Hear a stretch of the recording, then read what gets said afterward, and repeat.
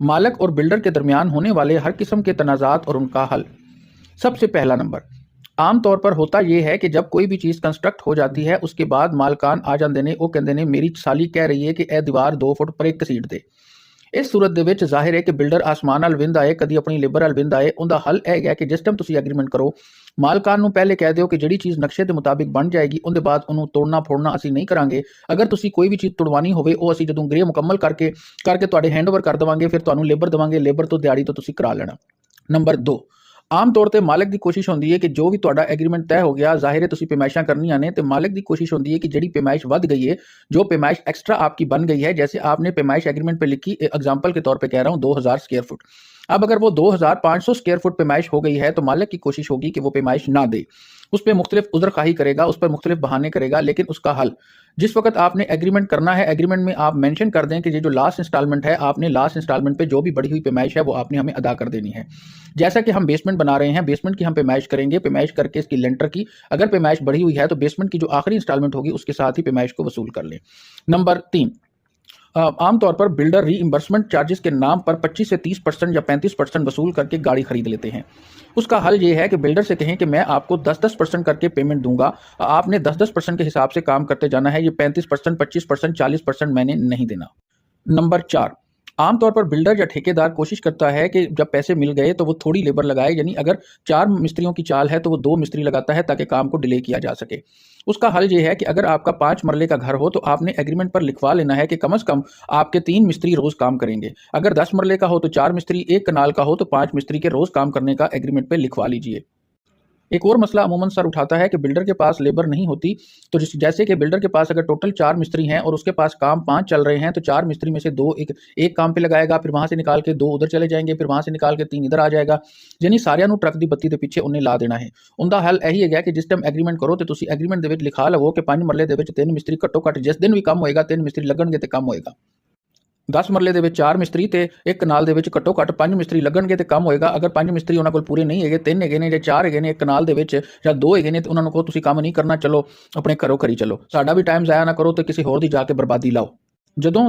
ਤੁਸੀਂ ਇੱਕ ਵਾਰੀ उसके काम को रोकेंगे और कहेंगे 5 मिस्त्री एग्रीमेंट के मुताबिक पूरा करेगा तो तेरा काम आज हमने चलने देना है, तो ਉਹਦਾ ਤਰਾ ਨਿਕਲ ਜਾਏਗਾ, ਉਹਨੂੰ ਟੈਨਸ਼ਨ ਪੈ ਜਾਣੀ ਹੈ। क्योंकि एग्रीमेंट ਜਦੋਂ ਵੀ ਗੱਲ ਹੋਏ ਤੁਸੀਂ ਉਹਨੂੰ ਕਹਿਣਾ ਹੈਗਾ कि तू एग्रीमेंट के मुताबिक चलना, मुझे कहानियाँ नहीं पता, मुझे बारिश का भी नहीं पता, मुझे फौतगी का भी नहीं पता, मुझे मोटरसाइकिल ख़राब का भी नहीं पता, मुझे सिर्फ ये पता है कि एग्रीमेंट के मुताबिक चलो। अगर तो एग्रीमेंट के मुताबिक तुमने 5 मिस्त्री लिखे हैं, 5 लगेंगे तो काम होगा, 4 भी होंगे तो मैं काम नहीं करने दूंगा। ਜਦੋਂ ਤੁਸੀਂ 2-4 ਵਾਰੀ ਉਹਨੂੰ ਡੱਕੋਗੇ ਤੇ ਉਹਨੂੰ ਸਮਝ ਆ ਜਾਏਗੀ ਕਿ ਹੁਣ ਅਸੀਂ ਟਰੱਕ ਦੀ ਬੱਤੀ ਦੇ ਪਿੱਛੇ ਇਹਨੂੰ ਨਹੀਂ ਲਾ ਸਕਦੇ।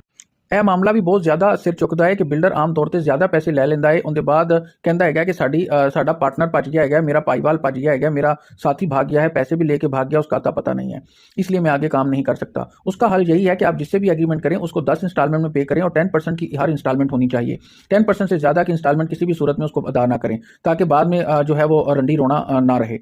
और ये वाला भी मामला बहुत ज़्यादा लोग बिल्डर करते हैं। अगर आपने उनसे लिखवा लिया कि 5 मिस्त्री होंगे तो काम शुरू होगा, तो वो की कर देने कि मजदूरों को मिस्त्री बना के, हेल्परां को मिस्त्री बना के ਤੁਹਾਡੇ सामने पेश कर देंगे, वो 2 ईंटा लाएगा। उसका तरीका ये है कि जिस वक्त आप जब भी आपने साइट पे जाना है सुबह के वक्त कोशिश करें 7-7:30 बजे साइट पे पहुंच जाएं या 8 बजे साइट पे पहुंच जाएं। 1 घंटा खड़े होकर मिस्त्रियों की जो भी मिस्त्री हैं तमाम मिस्त्रियों को कहें कि ईंट लगाए या प्लस्तर करे, उनकी हाथ की चाल देख लें। अगर तो वो स्पीड में काम कर रहे हैं और चुनाई की अगर बात करें तो अगर तो वो इट स्पीड ਨਾਲ ਲਾ ਰਹੇ ਹੈਗੇ ਨੇ ਤੇ ਇਹਦਾ ਮਤਲਬ ਉਹ ਹੈਲਪਰ ਨਹੀਂ, ਉਹ ਮਿਸਤਰੀ ਹੈ। ਤੇ ਅਗਰ ਉਹ ਵਿਚਾਰਾ ਝਿਜਕ ਰਿਹਾ ਹੈਗਾ ਇੱਟਾਂ ਲਾਉਂਦੇ ਹੋਏ ਤੇ ਇਹਦਾ ਮਤਲਬ ਉਹਨੇ ਮਿਸਤਰੀ ਜਾਂ ਹੈਲਪਰਾਂ ਨੂੰ ਤੁਹਾਨੂੰ ਵਿਖਾਣ ਲਈ ਕਿ ਦੇਖੋ ਮੈਂ 5 ਮਿਸਤਰੀ ਪੂਰੇ ਕਰ ਦਿੱਤੇ ਨੇ, ਖੜਾ ਕਰ ਦਿੱਤਾ ਹੈਗਾ। ਇਹਦਾ ਹੱਲ ਹੁਣ ਇਹੀ ਹੈਗਾ ਕਿ ਤੁਸੀਂ ਟਾਈਮ ਤੇ ਜਾਓ ਤੇ ਜਦੋਂ ਤੁਸੀਂ ਦੇਖੋ ਕਿ 3 ਮਿਸਤਰੀ ਨੇ ਤੇ 2 ਹੈਲਪਰ ਨੇ ਜਾਂ 4 ਮਿਸਤਰੀ ਨੇ ਤੇ 1 ਹੈਲਪਰ ਜਾਂ ਮਜ਼ਦੂਰ ਨੂੰ ਮਿਸਤਰੀ ਬਣਾ ਕੇ ਤੁਹਾਡੇ ਸਾਹਮਣੇ ਖੜਾ ਕਰ ਦਿੱਤਾ ਹੈਗਾ ਤੇ ਉਹਨੂੰ ਕਹੋਗੇ ਕੰਮ ਜਵਾਨਾ ਮੈਂ ਤੇਰਾ ਨਹੀਂ ਕਰਾਣਾ। ਉਹ ਹੁਣ ਜ਼ਿਆਦਾ ਤੋਂ ਜ਼ਿਆਦਾ ਕਹੇਗਾ ਮਿਸਾਲਾ ਬਣਾ हुआ है, ਮਿਸਾਲੇ ਨੂੰ ਕਹੋ ਕੀ ਕਰਾਂ, ਉਹਨੂੰ ਕਹੇ ਕੋਈ ਗੱਲ ਨਹੀਂ, ਅਗਰ तो आपने लेबर रेट पे दिया ਉਹਨੂੰ ਕਹਿਣਾ ਕੋਈ ਗੱਲ ਨਹੀਂ, ਮੇਰੀ 2 ਬੋਰੀਆਂ ਜ਼ਾਇਆ ਹੋਣਗੀਆਂ ਨਾ। ਅੱਜ ਤੁਹਾਡਾ 3000 ਰੁਪਏ ਜ਼ਾਇਆ ਹੋ ਜਾਵੇ, ਉਹ ਬਿਹਤਰ ਹੈ ਬਜਾਏ ਇਸ ਦੇ ਕਿ ਤੁਹਾਡੇ ਲੱਖਾਂ ਰੁਪਏ ਨੂੰ ਅੱਗ ਲੱਗ ਜਾਵੇ ਤੇ ਤੁਸੀਂ ਟਰੱਕ ਦੀ ਬੱਤੀ ਪਿੱਛੇ ਲੱਗ ਜਾਵੋ। ਤੇ ਇਹ ਗੱਲ ਵੀ ਬਹੁਤ ਜ਼ਿਆਦਾ ਜ਼ਹਿਨ ਵਿੱਚ ਰੱਖਣਾ ਕਿ ਆਮ ਤੌਰ ਤੇ ਜਿਹੜੇ ਵੱਡੇ ਵੱਡੇ ਪਲਾਜ਼ਿਆਂ ਦੇ ਵਿੱਚ ਵੱਡੇ ਵੱਡੇ ਬਿਲਡਰ ਬੈਠੇ ਨੇ ਜਿਨ੍ਹਾਂ ਨੇ ਅੱਗੇ ਬੀਬੀਆਂ ਰੱਖੀਆਂ ਨੇ, ਉਹਨਾਂ ਨੇ ਐਗਰੀਮੈਂਟ ਵੀ 20-20 ਸਫ਼ਿਆਂ ਦੇ ਬਣਾਏ ਹੋਏ ਨੇ। ਐਗਰੀਮੈਂਟ 20-20 ਸਫ਼ਿਆਂ ਦੇ ਇੰਗਲਿਸ਼ ਦੇ ਵਿੱਚ ਬਣੇ ਹੁੰਦੇ ਨੇ, ਉਹਦੇ ਬਾਅਦ ਤੁਹਾਨੂੰ ਬਾਅਦ ਸਾਈਨ ਤੁਸੀਂ ਕਰ ਦਿੰਦੇ ਹੋ, ਨਾ 20 ਸਫ਼ੇ ਕੋਈ ਪੜ੍ਹਦਾ ਨਾ 20 ਸਫ਼ੇ ਕੋਈ ਸਮਝਦਾ ਹੈਗਾ। ਬਿਹਤਰ ਹੈਗਾ ਕਿ ਐਗਰੀਮੈਂਟ ਸਾਦਾ ਹੋਣਾ ਚਾਹੀਦਾ, ਆਸਾਨ ਹੋਣਾ ਚਾਹੀਦਾ। ਬਿਲਡਰ ਨੂੰ ਕਹੋ ਜਿਹੜੇ ਵੱਡੇ ਵੱਡੇ ਪਲਾਜ਼ਿਆਂ 'ਚ 20-20 ਸਫ਼ਿਆਂ ਦੇ ਐਗਰੀਮੈਂਟ ਬਣਾ ਕੇ ਬੈਠੇ ਨੇ, ਉਹਨਾਂ ਨੂੰ ਕਹੋ ਕਿ ਸਾਦਾ ਤੇ ਸ਼ੁਸਤਾ ਇੰਗਲਿਸ਼ ਹੈ ਜਾਂ ਤੇ ਆਸਾਨ ਇੰਗਲਿਸ਼ ਦੇ ਵਿੱਚ ਸਿੱਧਾ ਸਿੱਧਾ 1 ਸਫ਼ੇ ਦਾ ਐਗਰੀਮੈਂਟ ਹੋਵੇ। ਇੱਕ ਗੱਲ, ਜਾਂ ਉਹਨੂੰ ਕਹੋ ਕਿ ਅਗਰ ਤੁਹਾਡੀ ਇੰਗਲਿਸ਼ ਥੋੜੀ ਕਮਜ਼ੋਰ, ਉਹਨੂੰ ਕਹੋ ਜਨਾਬ ਸਾਨੂੰ ਉਰਦੂ ਤੇ ਇੰਗਲਿਸ਼ ਦੋਵੇਂ ਦੇ ਵਿੱਚ ਐਗਰੀਮੈਂਟ ਬਣਾ ਕੇ ਦੇ ਤੇ 1.5 ਸਫ਼ੇ ਤੋਂ ਵੱਧ ਐਗਰੀਮੈਂਟ नहीं करना, क्योंकि बाद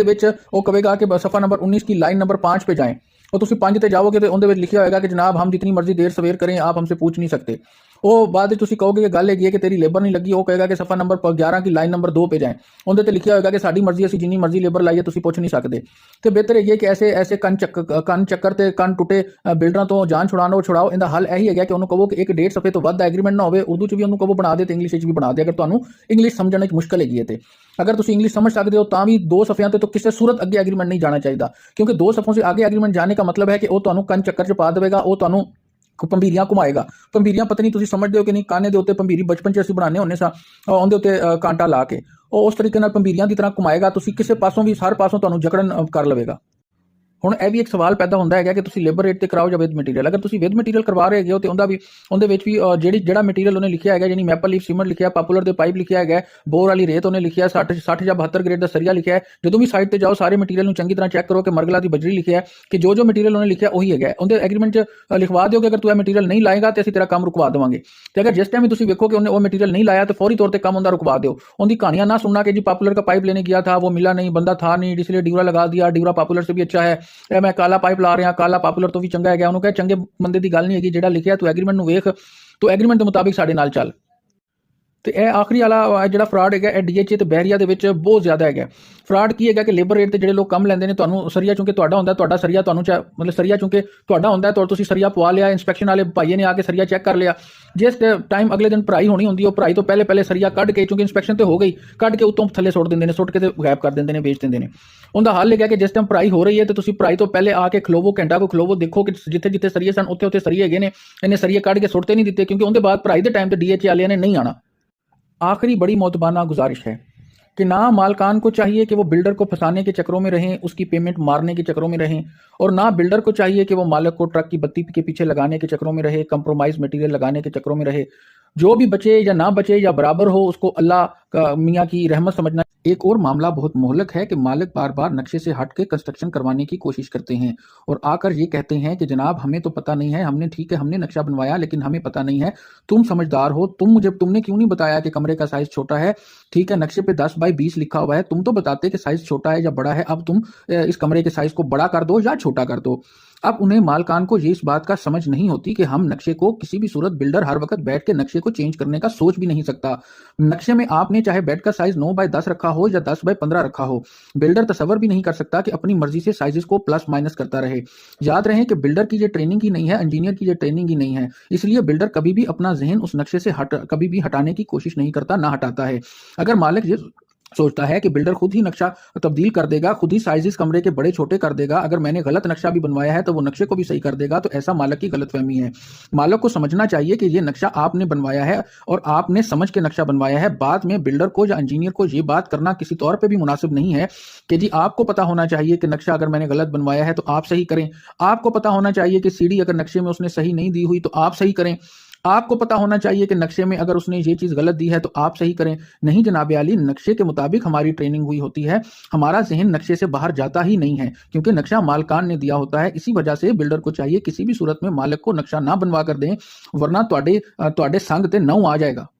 ये भी बहुत ज़्यादा डिस्प्यूट होता है कि अगर बिल्डर या सिविल इंजीनियर ने मालिक को नक्शा बनाकर दिया तो फिर मालिक ये एतराज़ करेगा कि तुमने जानकर स्ट्रक्चर ड्राइंग में नक्शा कम रखवाया है, तू नक्शा कट जान के डिज़ाइन करवाया गया, असी तेरे पैसे कटांगे। बेहतर यही है, मेरी हाथ जोड़कर बिल्डर और सिविल इंजीनियर से दरखास्त है कि किसी भी सूरत में नक्शा मालकान को मत बनवा कर दें। अगर तुसी चाहते हो कि प्यार मुहब्बत नाल तुसी ग्रे स्ट्रक्चर बना लवो। दूजी मेरी नसीहत है या वसीयत समझ लवो, मैं तुहानू खुदा नू हाज़र नाज़र जान के एक तुहानू तजर्बे दी गल दस रहा है। बिल्डर हजरात, इंजीनियर हजरात या नवे बच्चे ਜਿਹੜੇ फील्ड ਚ ਆਣਾ ਚਾਹ ਰਹੇ ਨੇ, ਕਿਸੇ ਵੀ सूरत ਦੇ ਵਿੱਚ ਕੰਸਟਰਕਸ਼ਨ ਦੇ ਵਿੱਚ ਤੁਸੀਂ ਫਿਨਿਸ਼ਿੰਗ ਲਾਈਨ ਦੇ ਵਿੱਚ ਨਾ ਜਾਣਾ ਅਗਰ ਤੁਹਾਡਾ ਤਜਰਬਾ ਨਹੀਂ, ਕਿਉਂਕਿ ਫਿਨਿਸ਼ਿੰਗ ਲਾਈਨ ਦੇ ਵਿੱਚ ਜਿਵੇਂ ਤੁਸੀਂ ਜਾਓਗੇ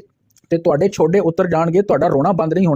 At last, whenever if dispute has been arised and could not be solved, you should have to contact with builder association. हर शहर में बिल्डर एसोसिएशन बनी हुई हैं, जैसा कि लाहौर में बिल्डर एसोसिएशन बनी हुई है और मैं उसका जनरल सेक्रेटरी हूँ। आप हम लोगों से राब्ता करें, हम बिल्डर एसोसिएशन वाले आपके मामलात को हल करते हैं।